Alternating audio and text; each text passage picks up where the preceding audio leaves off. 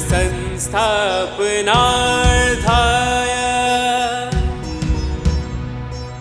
संभवामि युगे युगे संभवामि युगे युगे संभवामि युगे युगे। अद्वैत दृष्टि आने से दुई गिर जाती है, दुई का पर्दा हट जाता है, तुम एक सब में एक देखने लगते हो। This is the state of all inclusiveness.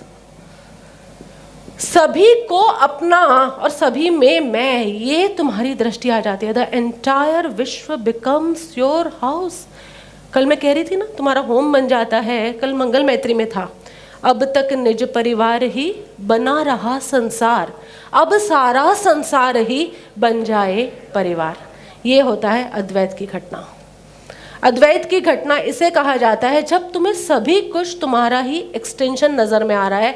और ये कब प्रकटता है? जब साधना काल में ये घटनाएं घटी हो, तो सिद्धि काल में तुम्हें ये सब चेक भी करना है, हो रहा है कि नहीं।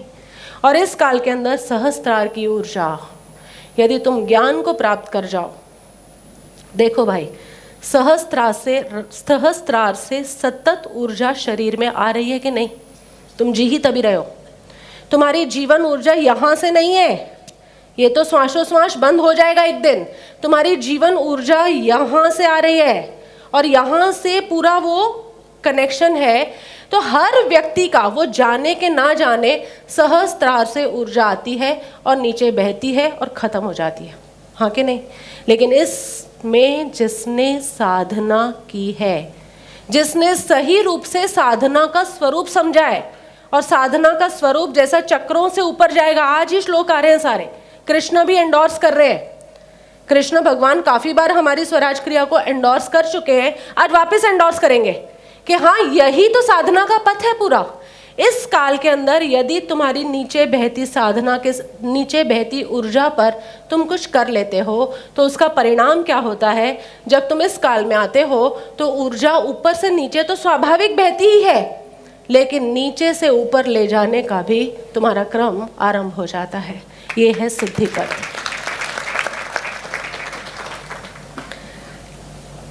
विंटर सोल्स्टाइस के बाद हम जो पहला मुख्य पर्व बनाते हैं वो कहलाता है संक्रांति, संक्रांत। अब तुम्हें हार्वेस्ट में इंटरेस्ट है, प्राप्ति में ही इंटरेस्ट है, इसलिए तुम लोग वह उसी को बनाते हो। मैंने बहुत लोग देखे हैं जो 14 जनवरी को पाठ वाठ सुनने जाते हैं। ऐसा होता है कुछ? 14 जनवरी जैसे ही संक्रांत आई, वो वाली पहली संक्रांत, वो सोल्स्टाइस के बाद जो पहला फुल मून के बाद जो पहला दिन आता है, उस दिन पाठ वाठ सुनेंगे, मंत्र तंत्र करेंगे, ये सब कुछ करेंगे। और कितने गुरुजन उस दिन पाठ भी सुनाते हैं, बड़े बड़े आयोजन होते हैं पाठों को सुनाने के लिए पहली संक्रांत। लेकिन अध्यात्म धारा के अंदर यदि इस धारा में कुछ किया है तो ही उसकी उपयोगिता है। तुमने बोया ही गलत है तो तुम काटोगे क्या? मैंने कहा ना, good will become more good and bad will become more bad. Be sure, अगर तुम इन 4 महीनों में गलत कर रहे हो तो तुम काटोगे भी क्या? गलत, खराब, पाप, अशुभ। और यदि तुमने इन 4 महीनों के अंदर शुभ किया है, अच्छा किया है, निष्काम भाव से किया है, तो तुम जो पाओगे वो क्या होगा? Right. Good will become more good, bad will become more bad. इसके अंदर उधर वहाँ पर जो पहला आयोजन किया जाता है वो होता है संक्रांत का, और इस सोल्स्टाइस के बाद जो पहला आयोजन होता है उसे इस परंपरा में गुरु पूर्णिमा के नाम से जाना जाता है। ये गुरु पूर्णिमा है। It's all related to the planetary motion, the motion of planet with respect to earth. और जब ये प्लैनेट जो है सन के कारण, सूर्य के कारण, इसमें जो मूवमेंट आते हैं, तो हमें बाहर फर्क दिखता है कि नहीं? जब बाहर फर्क है, और हम भी उस भूमि जैसे ही तो हैं, 5 भूत जैसा पृथ्वी में है वैसा ही 5 भूत हम में है। तो जितना जितना फेरफार बाहर होता है उतना उतना ही फेरफार मनुष्य के शरीर के भीतर होता है। और इसलिए इन 4 महीनों को हमारी ऋषि परंपरा ने, हमारी साधना की परंपरा ने बहुत महत्व दिया। Because your land is fertile, उपजाऊ भूमि हो गई है, अभी इतनी रिसेप्टिव भूमि है, इसके अंदर तुम जो कुछ भी नियम लोगे, कृष्ण ने आज 4 बातें कही है, सत्संग बोला है, 28वें श्लोक को पढ़ लो। योगी पुरुष इस रहस्य को तत्व से जानकर, ये रहस्य की बात कर रहे हैं, तत्व से जानकर वेदों के पढ़ने में यानी सत्संग में, यज्ञ में यानी कर्म योग में तप करता है और दान आदि करता है। जब ये इस तत्व को जानकर दक्षिणायन में साधना शुरू करता है, समर सॉल्स्टाइस के बाद जो 4-6 महीने हैं उसमें साधना करता है, तो उसका फल उसको वहाँ मिलता है। ये बात समझ में आ रही है? तो गुरु पूर्णिमा की महिमा समझ में आई, क्योंकि यहाँ से तुम्हारे जीवन का साधना पक्ष शुरू होता है। और मज़ा क्या है, क्योंकि यही 4 महीने ऐसे हैं कि तुम थोड़ा अच्छा करोगे वो ज़्यादा हो जाएगा, और तुम थोड़ा बुरा करोगे वो ज़्यादा बुरा हो जाएगा। Make sure understood, logically explained. Feminine energies, स्त्रैण शक्तियाँ, ऊर्जा, स्त्री हो या पुरुष हो, तुम सब में सक्रिय हो चुकी है 22 जून के बाद, 21 जून के बाद। और ये कब तक रहेगी? 22 दिसंबर, 21-22 दिसंबर तक ये रहेगी। इसके अंदर स्त्रैण ऊर्जा का मतलब ही होता है जो कुछ चाहो तुम उसमें डाल सकते हो। स्त्री क्रिएट करती है, तो जो कुछ भी तुम्हें नया क्रिएशन करना है, जो कुछ भी डालना है डालो। और ये 4 महीने सर्वाधिक उपयोगी बताए गए हैं कि इन 4 महीनों में डालोगे तो उसको हार्वेस्ट करोगे, उसका जो कुछ भी परिणाम आएगा वो तुम्हें वहाँ उस पक्ष में देखने को मिलेगा। इसलिए चातुर्मासिक नियम, ये 4 महीने खाने का भी ध्यान रखना, बोलने का भी ध्यान रखना, परिग्रह का भी ध्यान रखना, कितनी वस्तुएं खरीदनी, कितने विचार यहाँ पर इकट्ठे करके रखने। You have to take care of this planet. इस प्लैनेट का कौन ध्यान रखेगा? तुमको ही रखना पड़ेगा। विवेक पूर्वक तुम्हें ही समझना होगा कि इस प्लैनेट पर इतने चेंजेस जब बाहर हो रहे हैं तो उतने ही चेंजेस हमारे भीतर हो रहे हैं।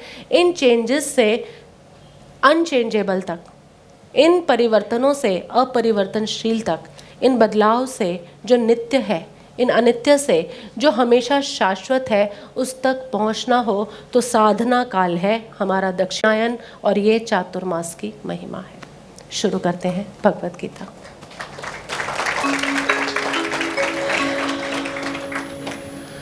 सहस्रयुग पर्यन्तमः यत् ब्रह्मणः विदुः रात्रिं युग सहस्रान्तां ते अहोरात्रि विदः जनाः। बहुत ही लंबी कैलकुलेशंस है इसके अंदर। मैं चाहती तो थी तुम्हें समझाना, लेकिन रात तक पक्का था। 1 बजे तक मैं पार्थ और नीलेश्वर को समझा रही थी कैलकुलेशंस जो बिलियंस और ट्रिलियंस में रन करती हैं। और मैं बहुत खुश थी काफ़ी दिनों से कि मैं, जिसे मैथमेटिक्स बिल्कुल नहीं पसंद, वो बिलियंस और ट्रिलियंस की कैलकुलेशन इतने फ्लॉलेसली समझाने जाएगा। लेकिन फिर रात को 1 बजे प्रभु ने बुद्धि दी, क्यों इतना लंबा लंबा कर रहे हो, इसका सार बताओ ना।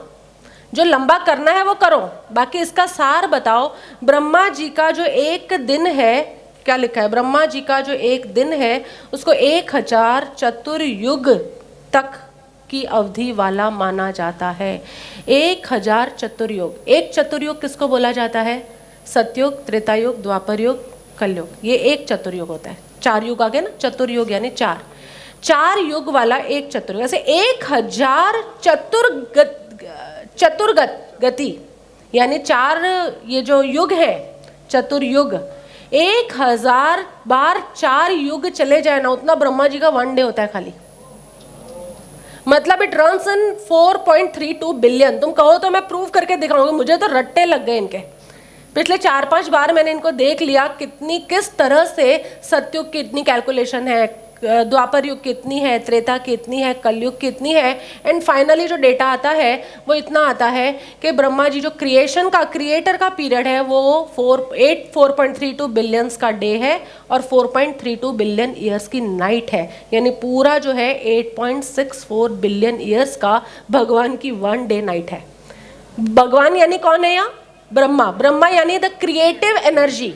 ब्रह्मा कोई व्यक्ति नहीं है, जो वहां ऊपर आकाश में बैठा है, क्रिएशन की एनर्जी कब तक सक्रिय रहती है? 8.64 बिलियन ईयर्स तक। बस ये समझ में आता है, 8.64 बिलियन ईयर्स तक। इसमें कितने जीरो है ना, ये मत पूछना मुझसे, वैसे मैंने लिख रखा है, मेरे पास सारे डेटाज हैं, बहुत सारे जीरोज हैं, बहुत, अरब खरब क्या हो जाता है, अरब हो जाता है ना, बिलियन यानी अरब में आ गई बात।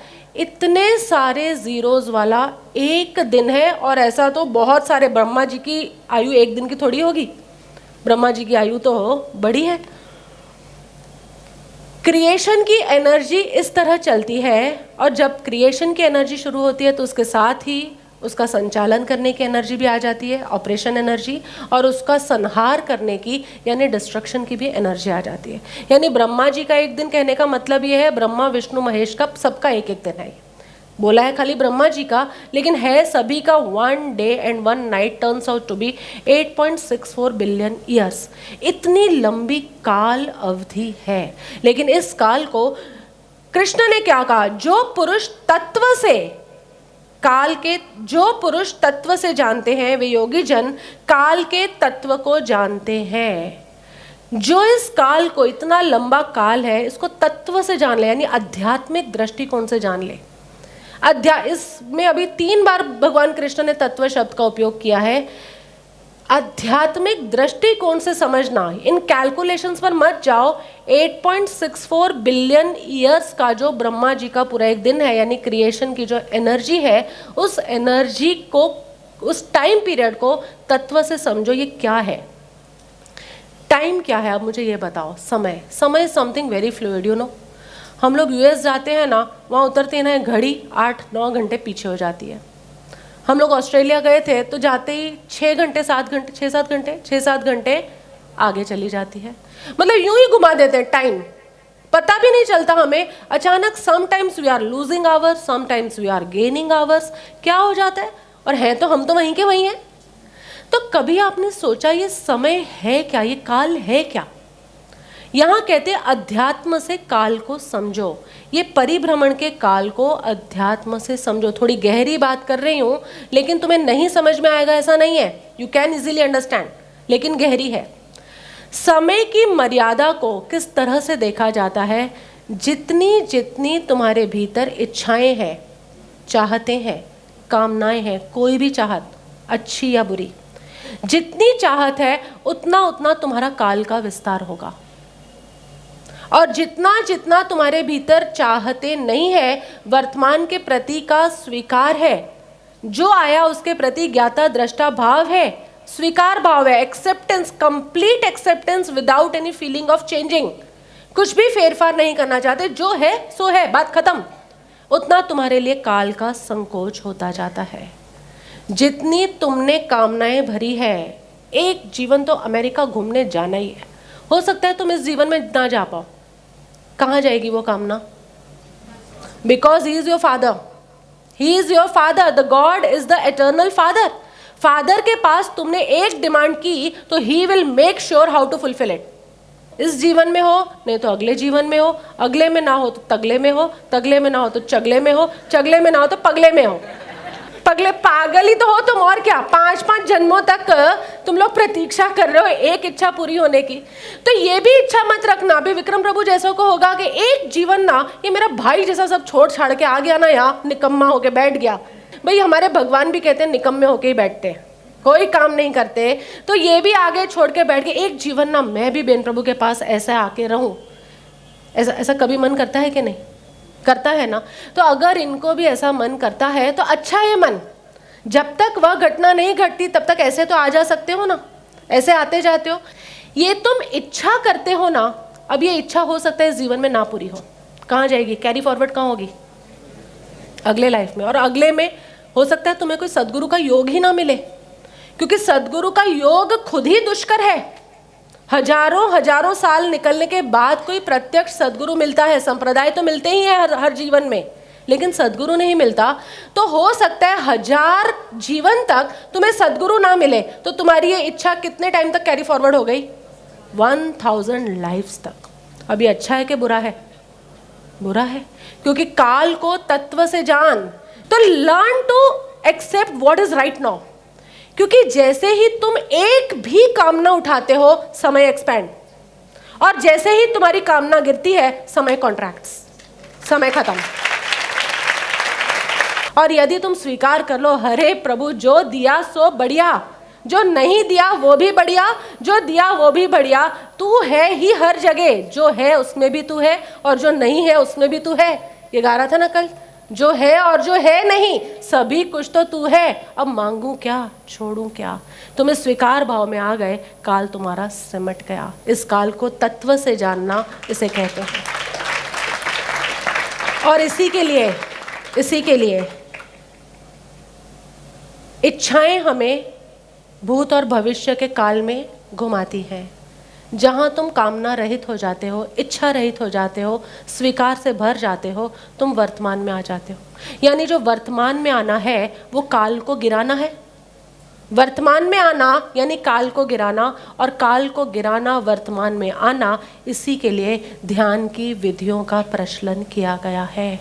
ध्यान काल के विपरीत है। काल की धारा यूं जाती है आगे और पीछे, और ध्यान की धारा वापस लौटती है। ध्यान काल के विपरीत है, इसलिए तू तत्व से काल को जान, ध्यान से तू वर्तमान में आ। तो नृत्य कहो, भक्ति कहो, सत्संग कहो, बेन प्रभु जैसा विदाउट पंचुएशन जो बोलता हो। लोग मुझे कहते हैं बेन प्रभु आप विदाउट पंचुएशन बोलती है, मतलब no comma, no semicolon, no full stop, कुछ नहीं। लेकिन ये सब मैं इसलिए बोलती हूँ, मुझे गंभीर बोलना भी आता है, और तुमने ध्यान में सुना भी हुआ है, सुना है कि नहीं। लेकिन मैं जानबूझ के नहीं बोलती, मैं फास्ट इसीलिए बोलती हूँ ताकि तुम्हारा दिमाग इधर उधर कहीं जा ना सके और तुम्हारे लिए समय संकुचित हो जाए।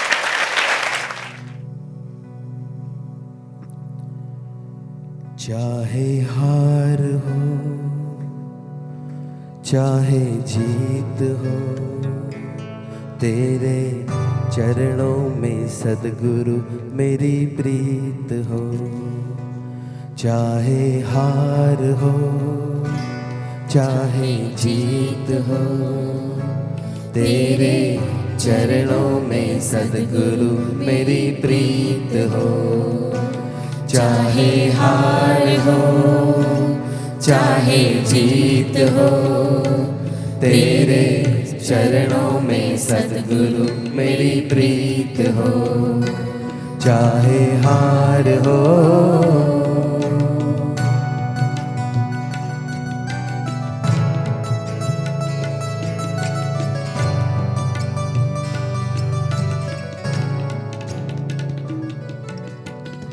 जन्म जन्म से रटन लगाई, अब तो सद्गुरु बनो सहाय। जन्म जन्म से रटन लगाई, अब तो सद्गुरु बनो सहाय। चरण कमल से दूर न रखना, बार बार मैं देहु दुहाई। चरण कमल से दूर न रखना, बार बार मैं देहु दुहाई। देहु दुहाई चाहे हार हो चाहे जीत हो, तेरे चरणों में सद्गुरु मेरी प्रीत हो।